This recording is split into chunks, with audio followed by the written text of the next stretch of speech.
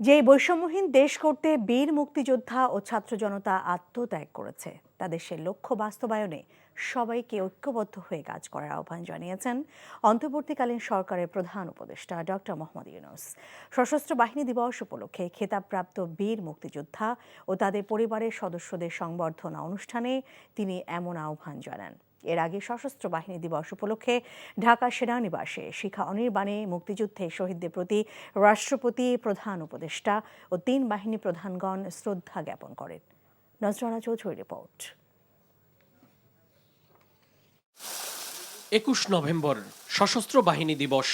১৯৭১ সালের এই দিনেই বাংলাদেশের সেনা, নৌ ও বিমান বাহিনী একযোগে পাকিস্তানি বাহিনীর বিরুদ্ধে আক্রমণের সূচনা করেছিল।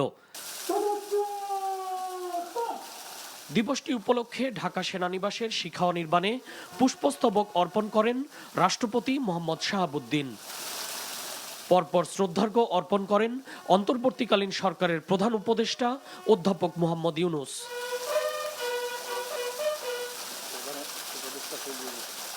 তিন বাহিনীর পক্ষ থেকে সেনা, নৌ ও বিমান বাহিনী প্রধানগণ ৭১-এ শহীদ সশস্ত্র বাহিনীর বীর সদস্যদের প্রতি শ্রদ্ধা জানান।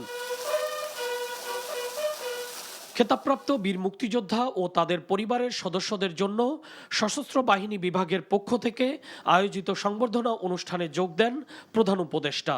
বীর মুক্তিযোদ্ধা ও তার পরিবারের সদস্যদের হাতে তিনি শুভেচ্ছা উপহার তুলে দেন। এ সময় প্রধান উপদেষ্টা বলেন, একটি বৈষম্যহীন, উন্নত, সমৃদ্ধ বাংলাদেশ গড়তে সবাইকে একযোগে কাজ করতে হবে।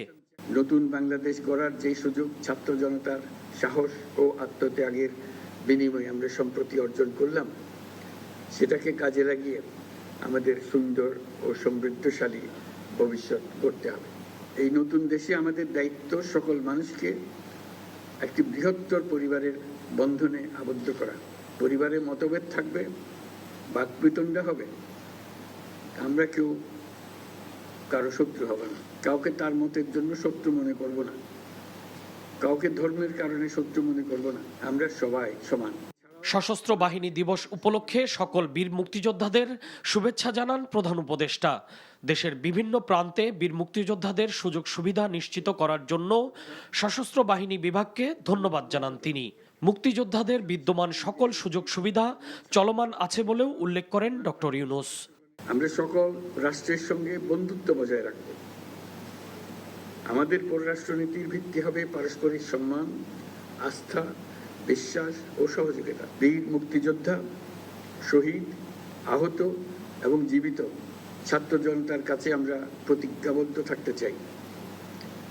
যে সুযোগ তারা আমাদেরকে দিয়েছে, তার মাধ্যমে আমাদের দেশকে পৃথিবীর সামনে একটি দৃষ্টান্ত স্থাপনকারী দেশে পরিণত করতে আমরা শপথ নিয়েছি।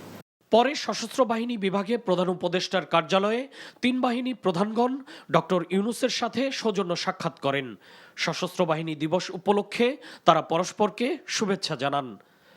নজরানা চৌধুরী, এনটিভি নিউজ, ঢাকা। টাকা চুরির জন্য যদি আমার গলায় জুতার মালা পরাইতে হয়, তাহলে আমার শালীর সাথে প্রতারণা করার জন্য তোর ফাঁসি হবে। দুলা ভাই, আপনার তো ঘর জামাই বইলা একটা পরিচয় আছে, আমার তো তাও নাই।